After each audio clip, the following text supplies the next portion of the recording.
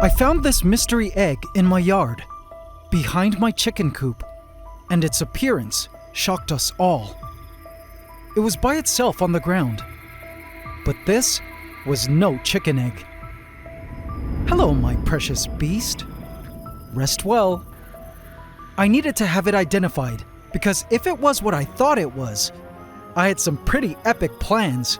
I wanted to add whatever it was inside into my 1,000-gallon cloud rainforest vivarium, called Pandora, full of interdependent plants, fungi, and animals. To get some answers, I showed this egg to some friends of mine, who I knew could help with identifying this egg. But little did I know, solving the mystery of this egg would lead me down the craziest rabbit hole. Or rather, reptile hole. Welcome to the story of the mystery egg going into my giant rainforest vivarium. Here on the AntsCanada Ant Channel.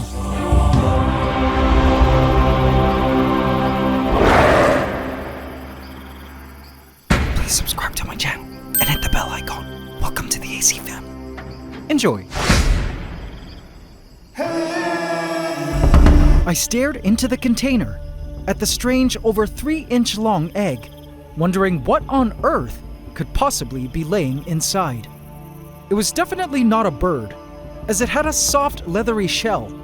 It was undeniably reptilian in origin. But what was it doing behind my chicken coop?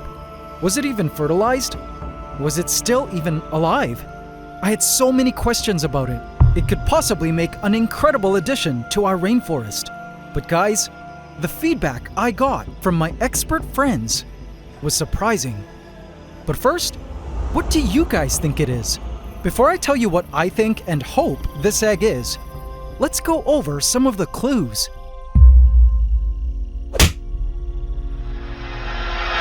Although my name is AntsCanada, about 13 years ago, I left my home in Canada and all I knew behind to start a new life on the other side of the world, the tropics of Southeast Asia. Today I live here, in the middle of a jungle, in a private home built for my ants and various rescued and adopted animals. And guys, I've come to realize over the years that living here in the tropics was no game. Creatures in every corner, emerging from unknown places, yearly termite nuptial flights, typhoons, extreme summer heat, bats drinking from my pool at dawn, and probably the most dominant of all, reptiles galore. While I grew up with raccoons, squirrels, the odd deer, and skunks wandering onto my property back in Toronto, here where I live now, reptiles are the king of the jungle. Now, for the most part, the largest reptiles choose to stay away from humans, but sometimes they'll have the courage to wander close, especially when we have something they're looking for.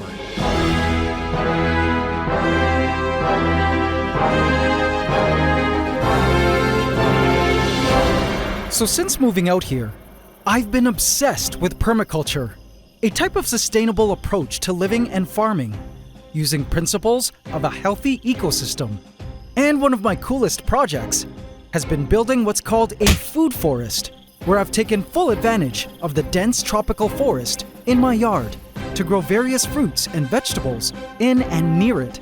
Seeing as the jungle creates the best, most nutrient-rich soil, the produce in my food forest has been insane. Check out how many plantain bananas my team and I harvested this week from a single stem, and all the papaya on its way from this tree. And here's my carpet of never-ending sweet potatoes. The high nutrient content of the jungle soil makes the fruits and veggies so nutrient-dense that my various vegetarian animals, like my goats and this colony of iguanas, don't need any extra vitamin supplements for vitality. They get everything they need from the jungle-grown herbs, veggies, and fruits. But a special team of animals help me with the food forest, like these native stingless bees. And yes, they are bees that lack a stinger, whose purpose is to help with pollination of the crops. And also, a helpful team of goats and chickens who assist in producing fertilizer and controlling the weeds. Now, I adore our chickens and goats, but I've begun to notice more and more that their presence has been luring the larger predators out of the jungle. When I found this egg behind the chicken coop, I realized that the reptilians were indeed coming around, and whatever reptile laid the egg was big. So here's what I suspect this egg could be. Reticulated pythons. Like all pythons, these snakes are a non-venomous constrictor, meaning they squeeze their prey to death before swallowing. In very rare cases, humans have been killed by retics, and in at least 6 reported cases, eaten. Check out this huge one that was captured by a friend of mine that had eaten an entire goat. These snakes are no joke, but thankfully, I've only spotted one juvenile on my property over the past 2 years. This small retic was just gorgeous, and at this size, they eat sunskinks, small mice and birds, and possibly amphibians. Could you imagine this small snake living in our rainforest for several months? They are essential to the ecosystem, being apex predators as adults. But there was just one thing. These snakes usually lay their eggs in clutches, with the mother usually coiled around them to warm and protect them during incubation. The fact that this was a sole egg, with no mother anywhere in sight guarding it, made me suspect it might not be a reticulated python egg. AC family, there was another possibility. Asian water monitors are crazy beasts. Also native to where I live, it is widely considered to be the second largest lizard species after the Komodo dragon, growing up to 6 feet in length. They are obligate carnivores and are also apex predators in the ecosystem as adults. They get their name from their semi-aquatic lifestyle, spending a lot of time in water, and are probably drawn to my pool, the giant pond in my yard, as well as my chickens and their chicks. My team and I sometimes find juveniles on the property, though I do know that adults are lurking around inside the jungle. But the reason I suspect the egg could be a water monitor egg is because of this. Looking back at the footage, I noticed a sort of hill where I found the egg, and going back to inspect the hill, it wasn't long before I realized that this dome-shaped hill was huge, and from it were growing Termitomyces mushrooms. This was a Macrotermes termite mound, i.e. a nest of fungus-growing termites, as featured in previous episodes on this channel. The fact that the egg was found at the foot of this termite mound was a big clue, because the locality of water monitors where I'm from have a commensalistic relationship with these fungus-growing termites. You see, a pregnant Asian water monitor will seek out one of these termite mounds and dig a hole deep into the mound, then lay its eggs into the termite mound. After the mother leaves, the termites seal the hole back up, and the eggs are perfectly incubated within the termite nest, which are optimally climate controlled by the termites in order to grow their fungus. So could it be that this egg was laid inside the termite mound, and with my chickens scratching around the mound for soil insects and tasty termites, it was exposed to the surface where we found it? This seemed like a much more likely scenario, and so Asian water monitor was my guess. I also hoped it was, because the idea of a really large reticulated python nearby was pretty terrifying, and there was actually a third possibility in my mind as to what this egg could be, and it was the most terrifying of all. So I also live in cobra country. 2 notorious and highly dangerous species of cobras can be found in my area. The Philippine cobra, which is the most common, and the king cobra. In fact, my team and I spotted a baby cobra exactly a year ago, right outside my home, trying to find a way inside. See it flattening out its hood?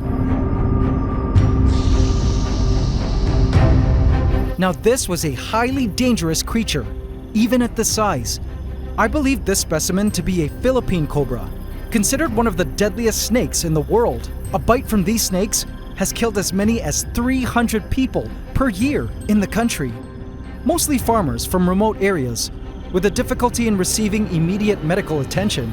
Though this baby was pretty non-aggressive, we still made sure to release this little one as far away in the jungle as possible. What makes this snake even more dangerous is its unique ability to project venom by spitting at its enemies, aimed at the eyes when they feel threatened. Could this be a cobra egg? It was time to reach out to some experts to get some answers. I took a couple pics of the egg and sent them to several animal friends of mine. I couldn't wait to hear back from them, but little did I know, the truth about this egg was not as straightforward as I thought it might be.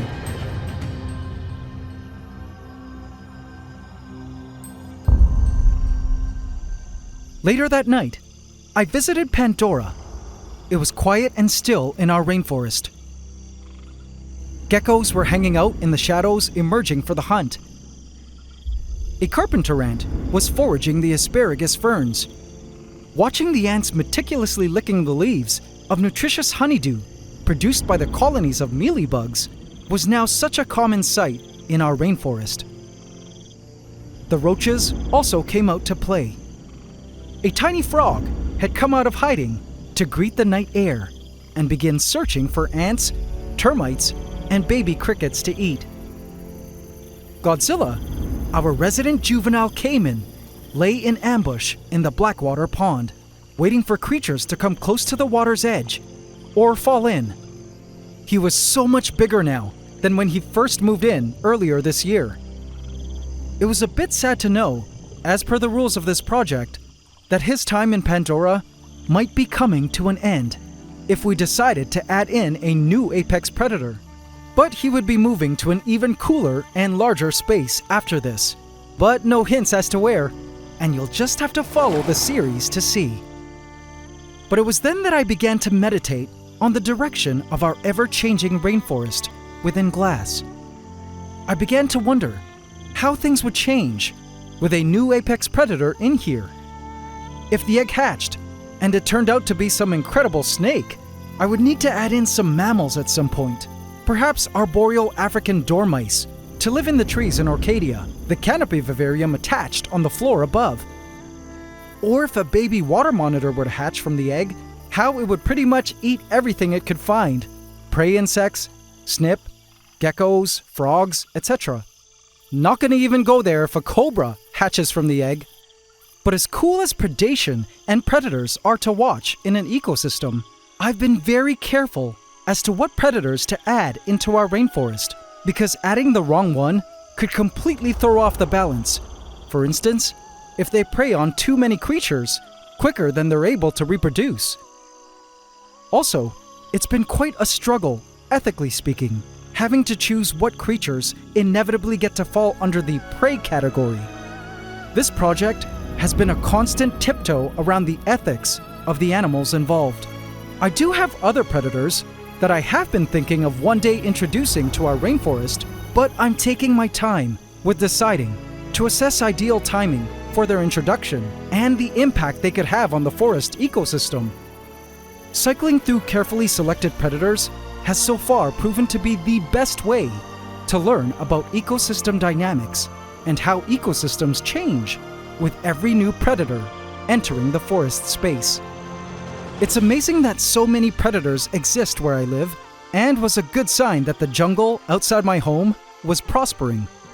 I could only hope for this with Pandora, that our rainforest ecosystem remained alive and healthy as we cycled through new apex predators.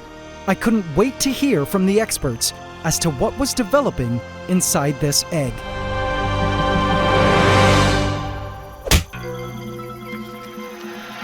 The next day, I had a phone full of video responses from my reptile friends. Here's what they had to say about the egg. First, Tyler Nolan from Florida, who not only owns cobras, but was extremely knowledgeable on their breeding habits. Hey, what's up, Mikey? Wow, yeah, that actually looks like it's shaped like a cobra egg. Have you candled it yet? It definitely looks like a good egg. It just looks a little bit on the dehydrated side. So whatever you have it in, maybe you want to bump the humidity up in that, and then you'll actually see that little indentation from the dehydration. You'll see that kind of fill back out once it's properly hydrated. But I would definitely give it a shot. That would be a really neat little project. I feel like everybody would find that really fun to watch. And maybe there's a little tiny cobra in there, who knows? Oh man, a cobra? If a cobra hatched from this egg, I definitely wouldn't be keeping it. But I made sure to prepare a much more humid container for the egg, so it could rehydrate as per his advice. I also needed to candle it, so I could see inside. But before that, the next message came from my buddy, Jay Brewer, most notably known as Jay Prehistoric Pets, who runs a store and facility in Orange County, with a ton of gorgeous and rare-colored reticulated pythons and monitors. Hashtag living the dream. Okay, Mikey, that's pretty cool you found that egg behind your house, but I would have to say, you asked me if it was a retic or a water monitor. I'm sure it's an Asian water monitor. Unfortunately, I'm not sure if it's fertile. Hopefully you're gonna try to hatch it. And I hope to see you in Animal Con. Right? You're going? Yes, Jay, I'll be at Animal Con in Orlando, Florida. But anyway, Jay thinks it's a water monitor. Interesting. Also interesting that he felt the egg may be dead or not fertilized. The mystery continues. But one of the most surprising responses was from my zoologist friend, Clint, of Clint's Reptiles, who had an unexpected egg identification. Well, hi there, AntsCanada. That is a rad egg that you found there. Sorry, I'm in a bit of a mess at the moment. We are doing some pretty major construction projects here at Clint's Reptile Room in preparation for our 5-year birthday bash here in a few days. But I want to throw out kind of an outside-the-box guess as to what I think that egg could be. And my guess, I couldn't quite tell how big it was, but it didn't really look the shape to me of like a retic egg. It didn't look big enough to me to be something like an Asian water monitor. And finding just one of them, that's pretty unusual. So my hypothesis for you is that it is a Philippine sailfin dragon. They often lay relatively small clutches, and their eggs are roughly that shape. So that's my guess. Hope you find out. A sailfin dragon! I completely didn't consider that lizard species, because I've never seen one in my area before. But Clint was right. They are indeed native to where I live, and the egg could be a large sailfin dragon egg. Funny he mentioned the species, as I recently adopted 2 young sailfin dragons that needed a home and placed them into my giant home aviary. But it's insane to think that my area might have sailfin dragons as well, and that this egg could be a sailfin. And then, the craziest of all responses I got was from Dingo Dinkelman, South African wildlife expert who also knows his venomous snakes. You won't believe what he said. AntsCanada, Dingo here. When you showed me the picture of that egg, all the butterflies inside my stomach started fluttering because there's only 1 of 3 snakes I think it can be. The reticulated python, which is the longest snake in the world, maybe the Philippine cobra, and then there's one other, which I'm going to show you in a moment. I think the egg is too big for a Philippine cobra. I think the egg is maybe too small for a reticulated python. But a snake that I've bred personally, I've had the eggs in my hand, I've looked at them, is probably this guy over here, the king cobra, the biggest venomous snake in all the world. I think it's gonna be a king cobra egg. These snakes are highly venomous, but one of the most beautiful snakes you'll find anywhere in the world. Now, I want to tell you how to take care of that egg. You're going to take it, don't rotate it. If you rotate it, the egg inside is going to drown. So you want to keep it in the same orientation. Put it in a nice, hot, humid place, sitting at about 28 degrees, 29 degrees Celsius. It's going to incubate for about 60 to 70 days. And out of that little egg is going to come a little black and yellow banded cobra. Venomous from the time it pops itself out of the egg. I think what's happened is there will be a nest somewhere around the area and maybe one of your farmyard animals has gone in there, scuffed up the nest, taken an egg, moved it out of position. So if I was you, I'd get back into the bush in the area around there, and I would make sure there's not a whole bunch of eggs sitting around waiting to hatch around the farmyard. I'm so excited for you guys, super pumped for you. We'll see you soon. I can't wait to see what comes out of your egg. Dingo out. Mommy! A king cobra? Ah! My heart began to race, imagining such a massive and venomous snake could be developing inside. Maybe I shouldn't be incubating this thing. I began to think twice about caring for it, but he was right about a possible nest being nearby. But what freaked me out was when I realized that I could have actually been bitten when I first picked up the egg, had the mother been somewhere around. But for the safety of my team and all my animals, I had to go back into my yard to look for a cobra nest. The only place I could think of where a king cobra could be laying and nesting was here. This container unit is used for storage of our supplies, and sometimes I will see my chickens actually wandering out from beneath it. Perhaps my chickens could have miraculously survived picking a cobra egg from its nest.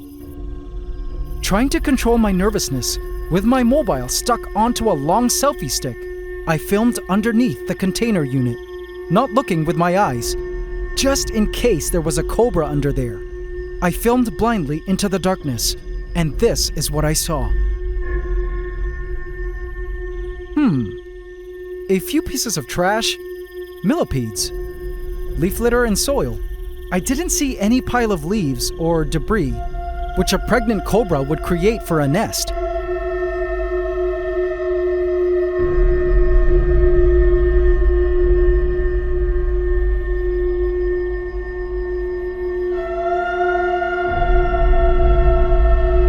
Alright, no giant reptiles beneath the unit. And to be honest, I was a bit relieved. Finally, I also received a message from none other than the one and only Coyote Peterson of the channel Brave Wilderness. Here's what he had to say.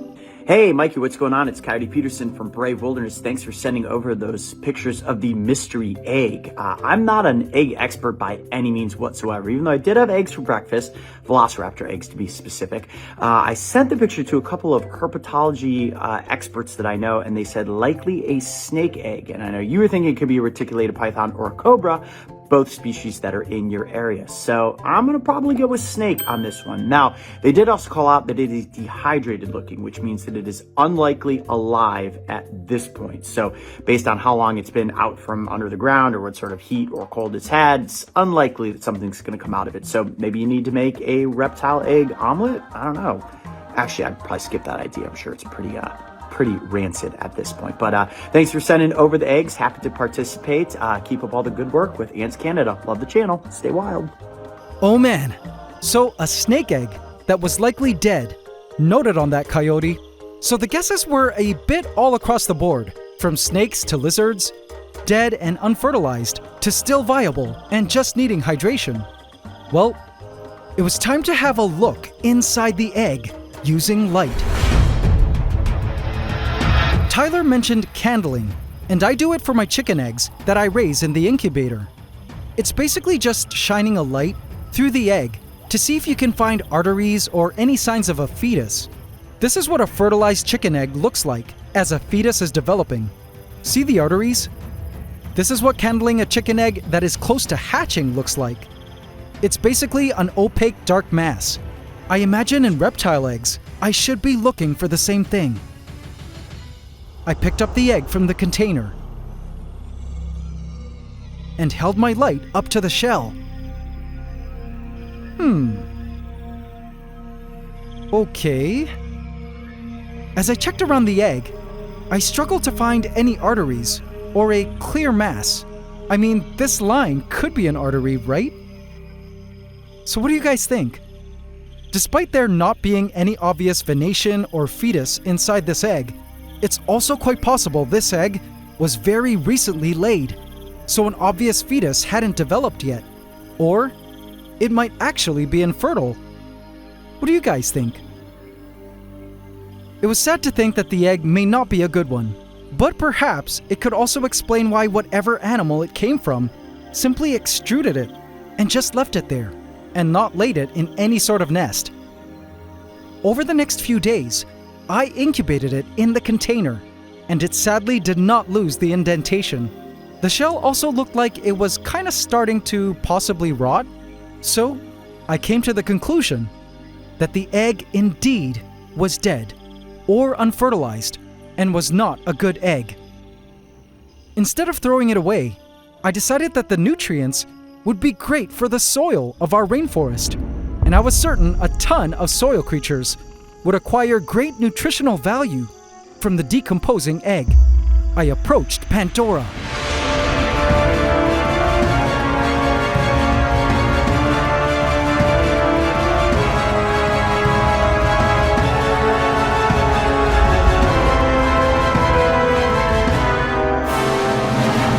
And began to bury it into the soil so that it wouldn't smell too bad as it decomposed over time.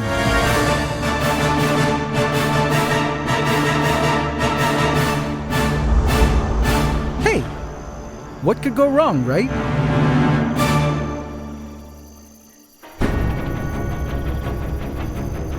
Vote in my community tab to affect this story.